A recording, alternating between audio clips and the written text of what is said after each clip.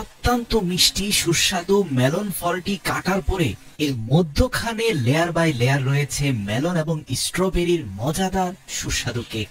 কি অবাক হচ্ছেন? ভাবছেন মেলন ফলের ভিতরে কেক আসলো কোত্থেকে? প্রিয় দর্শক, এই পুরো ভিডিওতে দেখাবো কোরিয়ার সবচেয়ে জনপ্রিয় ডেজার্টের একটি অংশ, সেটা হচ্ছে মেলন কেক। আপনারা জানেন ডিম্বাকার আকৃতির, বাইরে ঘন নেটযুক্ত, অত্যন্ত মিষ্টি এবং খুবই সুস্বাদু জাতের একটি ফল হচ্ছে মেলন ফল। আমাদের দেশে এখন বাণিজ্যিক চাষ হলেও এই ফলটি জাপান, কোরিয়া সহ পশ্চিমা বিশ্বে অত্যন্ত জনপ্রিয় এবং সেখানে অনেক বেশি পরিমাণে উৎপাদন হয়। কোরিয়ার সিং সিং বেকারিতে আপনি গেলে দেখবেন যে সেখানে একটা বিশাল কর্মযজ্ঞ চলছে। একসাথে অনেকগুলো ডিমকে গ্রাইন্ড করা হচ্ছে, অনেক বাটার, মিল্ক পাউডার এবং ময়দাকে গ্রাইন্ডার মেশিনে গ্রাইন্ড করে মজাদার সুস্বাদু সব cake layer by layer bake করা হচ্ছে। বেকারি মেশিন থেকে বের করলে আপনি দেখতে পাবেন যে রাউন্ড শেপের গোলাকার কেকগুলোকে খুব চমৎকার ভাবে কেটে টুকরো টুকরো করা হচ্ছে। অপর প্রান্তে রয়েছে সুস্বাদু মেলন ফলগুলো। এছাড়াও এই কেক বানাতে ব্যবহৃত হয় ফ্রেশ, মজাদার, রসালো, সুস্বাদু লাল স্ট্রবেরি। এছাড়াও আমরা দেখতে পেয়েছি মজাদার সুস্বাদু কিউই ফলও এখানে ব্যবহৃত হয়। শুরুতে মেলন ফলগুলোকে অগ্রভাগ এবং নিম্নাংশ চমৎকার ভাবে কেটে রাউন্ড শেপে উপরের মাংসাশী অংশটাকে উঠিয়ে ভেতরে থেকে সবগুলো বীজ এবং বীজের সাথে থাকা পানিগুলোকে চামচের সাহায্যে বের করে আলাদা বলে রাখা হয়।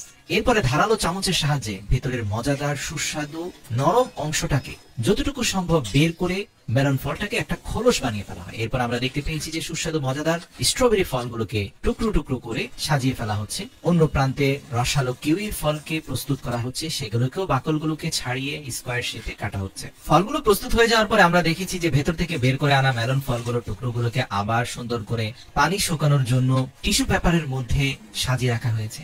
এই বিশাল কর্মযজ্ঞের অন্য প্রান্তে চলছে কেকগুলোকে রাউন্ড শেপে স্লাইস করার কাজ। আর ঘন বাটার দিয়ে তৈরি হচ্ছে মজাদার সুস্বাদু মাখন, যেটা কেক বানাতে খুবই জরুরি। শুরুতেই আমরা দেখতে পাই যে মেলন ফলের নিচে ভ্যানিলা ফ্লেভারের কেক বাটার দিয়ে দেওয়া হলো, তার উপরে কিউই ফল বিছিয়ে দেওয়া হলো, তার উপরে আবার দেওয়া হলো স্ট্রবেরি ফল, দেওয়া হলো কেক, এবং ধাপে ধাপে আবার কেক, আবার মাখন, এবং তারপরে আবার দেওয়া হচ্ছে মাখন এবং ফ্রুটস। এবং এই কাজটা অত্যন্ত দক্ষতার সাথে করা হয় যাতে একটার সাথে আরেকটা স্টিকি হয়ে লেগে থাকে, ছুটে না যায়। তো সবগুলো লেয়ার শেষ হয়ে গেলে সবার উপরে আমরা দেখতে পেলাম যে সেখানে মেলনের নরম মাংসগুলো, যেগুলো চামচ দিয়ে আগে বের করা হয়েছে, সেগুলো দেওয়া হয়েছে, এবং সর্বশেষ সেখানে দেওয়া হয়েছে আরো এক পিস কেক, আর একটু বাটার এবং বড় এক টুকরো মেলন ফ্রুটস। এরপরে মধ্যখান থেকে যখন এই পুরো ফলটাকে কাটা হলো, সব ভেতরের দৃশ্যটা আপনারা দেখতে পাচ্ছেন, এটা ফাটানোর পরে এক কথায় অসাধারণ। বলা হয়ে থাকে 100 ভাগ কোরিয়ানদের মধ্যে 90 ভাগ কোরিয়ানরাই এই মেলন ফ্রুটস কেক অত্যন্ত পছন্দ করে। তারা তাদের জন্মদিন থেকে শুরু করে বিভিন্ন রকমের পার্টি সেলিব্রেশনের জন্য তারা এই মেলন কেকটাকে নিয়ে যায়। একটা পুরো মেলন ফ্রুটস কে ফাটিয়ে বেশ কয়েকটি টুকরো করে ঘরে আসা মেহমানদের সবার মাঝে পরিবেশন করা হয়, এবং এটা অনেক সুস্বাদু। আপনারা দেখতে পাচ্ছেন যে সাজিয়ে রাখার পরেও এটা দেখতে কতটা সুন্দর লাগছে। এখানে কিন্তু কৃত্রিম কোনো রং নেই। এই যে লাল রং, সেটা কিন্তু স্ট্রবেরির লাল রং। যে গ্রিন কালার দেখছেন সেগুলো কিন্তু মেলন এবং কিউইর গ্রিন কালার।